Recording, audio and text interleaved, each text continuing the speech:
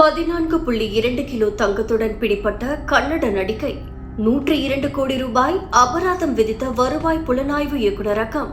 தங்க கடத்தல் வழக்கில் அவ்வப்போது திரைப்பட நடிகர்கள் சிக்குவது ரசிகர்களை அதிர்ச்சியில் ஆழ்த்தி வருகிறது.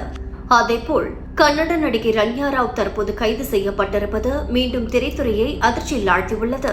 இவர் கடந்த மார்ச் 3ஆம் தேதி அன்று துபாயில் இருந்து கெம்பேகவுடா சர்வதேச விமான நிலையத்திற்கு 14.2 கிலோகிராம் தங்கத்தை கடத்த முயன்ற போது கைது செய்யப்பட்டார். கடந்த ஆண்டு மட்டும் ரன்யா துபாய்க்கு 30 முறை பயணம் செய்துள்ளதாகவும் சில நேரங்களில் 15 நாட்களுக்குள் 4 முறை பயணம் செய்துள்ளதாக அதிகாரிகள் கண்டறிந்தனர். இந்த வருகைகளில் பலமுறை அவர் தங்கத்தை கடத்தியதாக அதிகாரிகள் நம்புகின்றனர். வழக்கத்திற்கு மாறாக அடிக்கடி அவள் வெளிநாட்டு பயணம் செய்ததால் DRI கண்காணிப்பு வளையத்தில் அவளை வைத்து உளவு பார்த்துள்ளனர். துபாயில் இருந்து அவள் தரையிறங்கிய உடனேயே ஒரு குறிப்பிட்ட ரகசிய தகவலின் பேரில் அதிகாரிகள் அவளை தடுத்து நிறுத்தியதாக சொல்லப்படுகிறது. அதிகாரிகளின் கூற்றுப்படி ரன்யா கடத்திய ஒவ்வொரு கிலோ தங்கத்திற்கும் ரூபாய் 1 லட்சம் சம்பாதிப்பதாக கூறப்படுகிறது. சராசரியாக அவர் ஒரு பயணத்திற்கு மட்டும் 12 - 13 லட்சம் ரூபாய் சம்பாதித்ததாக நம்பப்படுகிறது. இது ஆண்டு முழுவதும் கோடிக்கணக்கில் சம்பாதிக்கவும் வாய்ப்புள்ளதாக தெரிவித்துள்ளனர். ரன்யா ராவ் தங்க கட்டிகளை மறைக்க அதற்கென பிரத்யேகமாக வடிவமைக்கப்பட்ட ஜாக்கெட்டுகளையும் மற்றும் இடுப்பு பெல்ட்டுகளையும் பயன்படுத்துகிறார். கைது செய்யப்பட்ட நேரத்தில் கூட அவர் தங்கத்தால் மூடப்பட்ட அத்தகைய ஜாக்கெட்டை அணிந்திருந்தார்.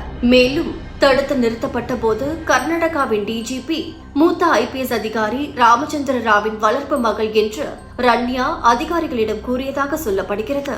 இருப்பினும் உளவுத்துறை முழுமையான சோதனையை உறுதி செய்ததால் அவளை சோதித்து தங்கத்தை பறிமுதல் செய்தனர். ரன்யாவுடன் தொழிலதிபர் தருண் கொடராஜு மற்றும் நகை வியாபாரிகள் சாஹில் சாகரியா ஜெயின் மற்றும் பாரத்குமார் ஜெயின் ஆகியோர் கைது செய்யப்பட்டனர். நகை வியாபாரிகள் தங்கத்தின் விற்பனையை கையாண்டதாகவும் ஹவாலா வழிகள் மூலம் வருமானத்தை அனுப்பியதாகவும் குற்றம் சாட்டப்பட்டுள்ளது. முந்தைய கடத்தல் நடவடிக்கைகளின் போது விமான நிலைய சோதனைகளை தவிர்ப்பதற்கு ரன்யா தனது குடும்பத்தின் செல்வாக்கை பயன்படுத்தியிருக்கலாம் என்று அதிகாரிகள் சந்தேகிக்கின்றனர். பாதுகாப்பு சோதனையை தவிர்ப்பதற்காக சில சமயங்களில் அவர் போலீஸ் பாதுகாப்பு பெற்றதாக சொல்லப்படுவதையும் புலனாய்வாளர்கள் விசாரித்து வருகின்றனர். பறிமுதல் செய்யப்பட்ட தங்கத்தின் சந்தை மதிப்பை வைத்து சுங்க வரிகளையும் சேர்த்து DRI ரூபாய் 102 கோடி அபராதம் விதித்துள்ளது. இது சுங்க சட்டம் மற்றும் கோஃபேபோசாவின் கீழ் தொடரும் வழக்கு தொடரலுக்கு மாற்றாகாது என்று அதிகாரிகள் தெளிவுபடுத்தினர். தொடர்ந்து அவரது மாற்றுத்தந்தையான DGP ராமச்சந்திர ராவ் தன்னைத்தானே ஒதுக்கி வைத்துக் கொண்டு நானும் இதை கண்டு அதிர்ச்சி அடைந்து மன உளைச்சலுக்கு ஆளானேன்.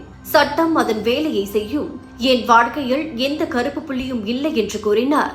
இந்த நிலையில் ரன்யா ராவ் தனது சக குற்றவாளிகளுடன் பரபரப்பான ஆக்ரா மத்திய சிறைச்சாலையில் அடைக்கப்பட்டுள்ளார்.